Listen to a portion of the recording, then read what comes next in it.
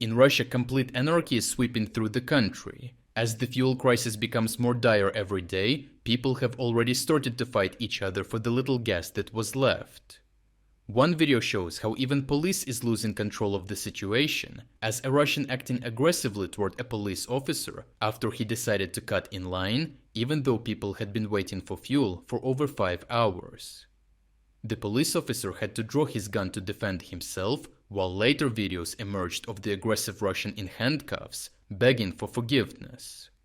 Another video shows several Russian citizens arguing over gas because one of them tried to fill up extra gas canisters with more gas than he was allowed to, leaving none left for the others. Additional footage shows two people quarreling over some gas, and when a third person joined in, a full-on fight kicked off. These instances show how bad the situation in Russia really got, making the Russians extremely anxious. In Novorossiysk, the fuel shortage made Russians so angry that a group of Russian citizens resorted to heisting a fuel truck.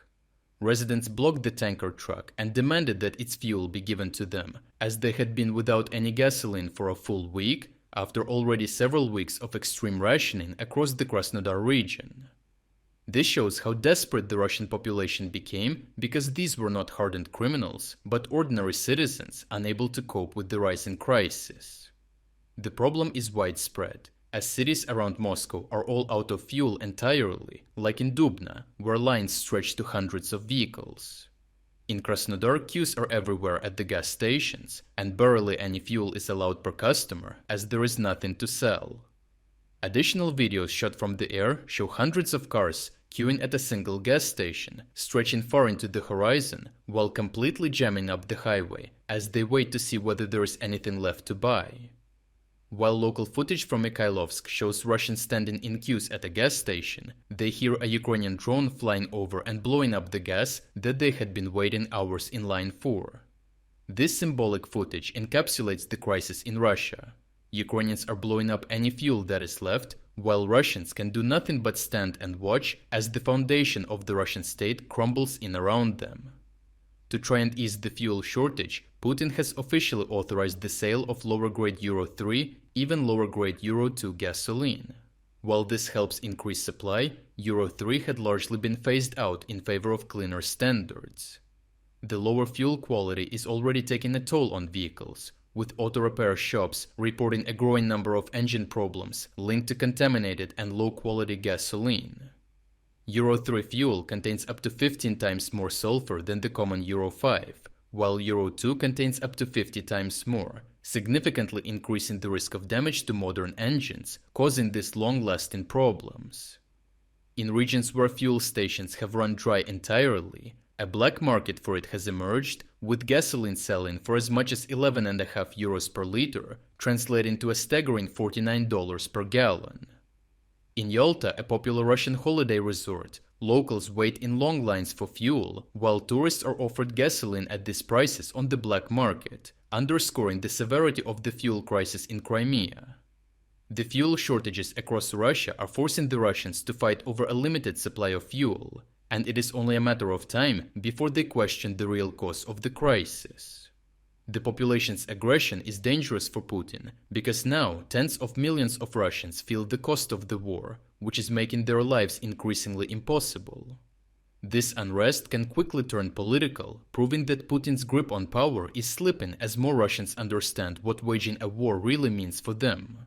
This civil unrest will be even more dangerous for Putin than the already existing backlash over the lack of progress in the war.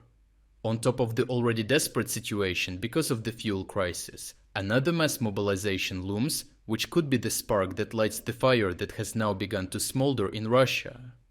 Overall, Ukraine's strikes have turned Russia's vast fuel network into a strategic vulnerability that is now affecting everyday life across the country. As shortages deepen, rationing spreads, and public frustration grows, the Kremlin faces mounting pressure from within. If these disruptions continue, the political consequences could become just as damaging for Putin as the military setbacks unfolding on the battlefield. Perhaps most interestingly, by creating the fuel crisis in Russia, Ukraine could well be delaying or outright preventing a million-strong mobilization within Russia, allowing the war itself to continue to tip in Ukraine's favor. To watch uncensored combat footage that we used in this report, check out our interactive news map. Here we are unrestricted by the YouTube policies and can finally show you the full uncut version of what really happened.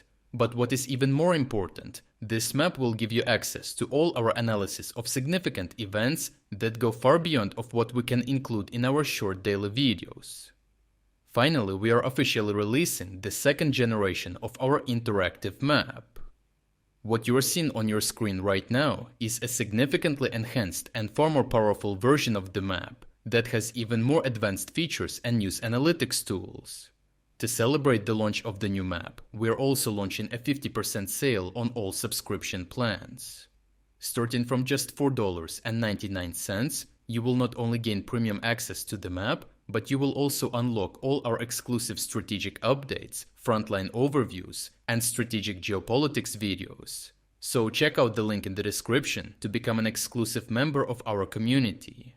I truly appreciate everyone who stepped up to join us. Your support means the world to us.